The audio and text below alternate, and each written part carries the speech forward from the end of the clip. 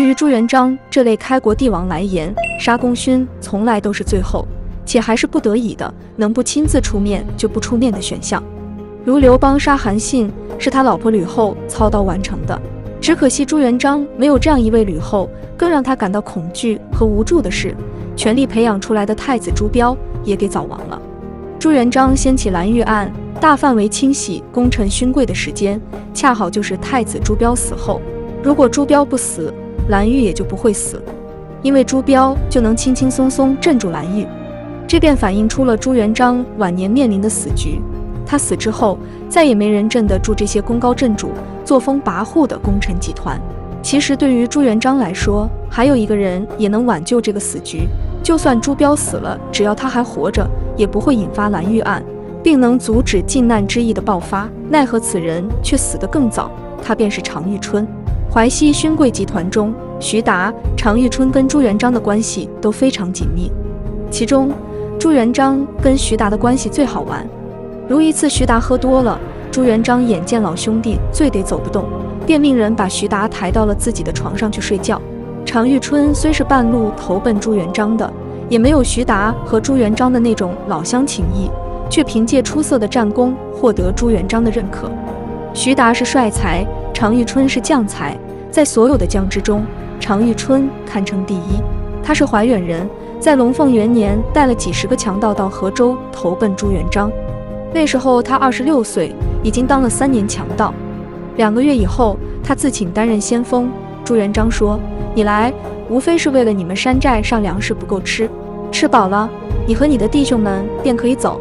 你原有你的主子，我不便强留。”常遇春哭着请求朱元璋留他，说刘据不过是一个强盗头子，不能有所成就。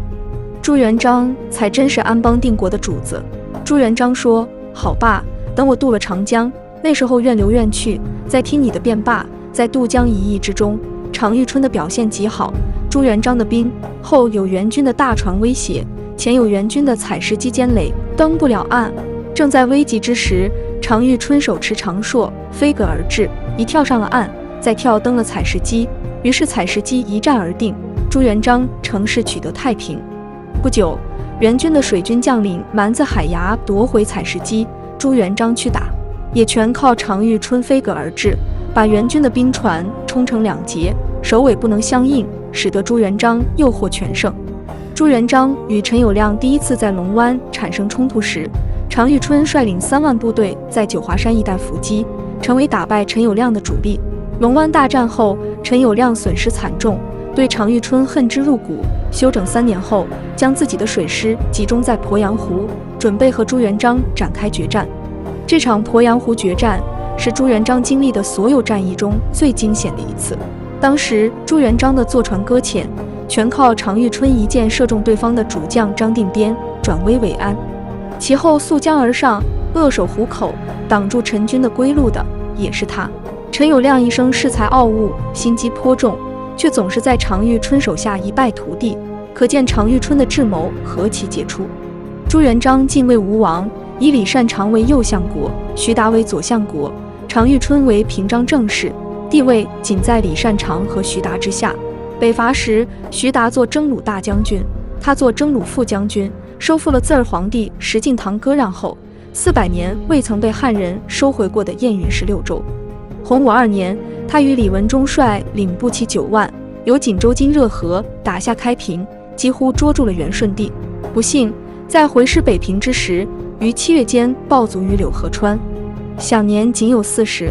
关于常遇春的死因有几种说法，结合常遇春的人生经历以及最后死亡时的场景来看，最有可能的是过劳死。他常年征战沙场，根本没有时间休息，身体早就吃不消了，再加上战场上受伤，留下很多隐患。到了北伐之时，常遇春更是压力山大。现在时常听到年轻人猝死的消息，无一例外都与工作压力大、饮食不规律、经常熬夜有关。这3条可以说常遇春每一条都中了。等他好不容易结束出差北伐，准备回家，一时高兴就将铠甲脱掉，随后身子很快就不能动了。随军的郎中诊断后说是卸甲风，意思是卸甲的时候中了风，其实是当时受热严重的常遇春突然吹了冷风，所以身体很快就吃不消而生病了。本身就操劳过度的常遇春，此时身体必然十分虚弱，一旦生病，免疫力更会急速下降。就是在这样的情况下，常遇春心病旧疾一起复发，最终暴卒。历史上诸如此类的人还有很多，比如封狼居胥的霍去病，英年早逝的原因也与此有关。毕竟他们都是常年到陌生环境中征战之人，大漠中的环境和中原地区差别很大，从小在中原地区长大的人肯定受不了那种恶劣环境的摧残。常遇春死后，朱元璋追封他为开平王，谥以忠武，赠30祖先王号，叫宋濂给他写了一篇神道碑，这是正史中的记载。在野史中，朱元璋为了悼念常遇春，还让画师画了常遇春穿龙袍的画像，以纪念他的功绩。常遇春的死不仅是朱元璋和明王朝的损失，他的死还间接改变了许多人的命运。比如，若常遇春还活着，朱元璋未必会杀蓝玉。蓝玉被杀是因为他居功自傲，不知进退，甚至连朱元璋的话也不听了。朱元璋害怕他的继承人无法压制蓝玉，这才真正对蓝玉动了杀心。蓝玉为何如此嚣张？因为他的功劳太大，战功赫赫，难免尾巴翘上天。更是由于没有一个镇得住蓝玉的人随时敲打他。若常遇春活着，以他对朱元璋的了解，必会没事就敲打小舅子蓝玉，让其懂得该如何做人。须知是常遇春手把手带出来的蓝玉，可惜在蓝玉最需要敲打时，常遇春却暴亡了。而常遇春之所以能成为朱元璋第一爱将，就在于其分寸感的拿捏。朱元璋虽然杀了很多人，却不是杀，他杀的都是他认为有害于明王朝的人。要知道，常遇春不但会打仗，更会做人。他若不早亡，多半也能混个善终。而且，常遇春若健在，靖难之役未必会爆发。常遇春是蓝玉的姐夫，同时是太子朱标的岳父。他的女儿常是嫁给朱标，生下了朱允通。朱元璋之所以舍掉常遇春之女所生的朱允通，立朱允文为皇太孙，就在于蓝玉太能作妖，连朱元璋自己都快镇不住了。在这种情况下，若让朱允通继位，那蓝玉肯定仗着与皇帝的那点血缘关系更加嚣张了，大明天下非炸了窝不可。也就是说，蓝玉这位朱允通的亲舅爷，由于太无德、太作妖，拉来了一大波仇恨，结果却作用在了朱允通头上。这就是典型的无德长辈反而成为儿孙的祸害。